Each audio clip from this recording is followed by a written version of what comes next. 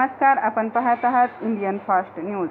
नई जिंदगी पोलीस चौकीचे उद्घाटन पोलीस आयुक्त एम राजकुमार, MIDC वरिष्ठ पोलीस निरीक्षक श्री वाघमारे साहेब, नई जिंदगी पोलीस चौकी का अधिकारी PSI श्री गाडवे साहेब उपस्थित होते व पोलीस हवालदार शिंदे साहेब, कटके साहेब व अमर टाकबाते व पोलीस कॉन्स्टेबल शिंगाडे साहेब, चौकी मदतनीस श्री किशोर गायकवाड व सलीम पठाण, सदानंद पुल्ला व काशिम असे सर्वजण उपस्थित होते।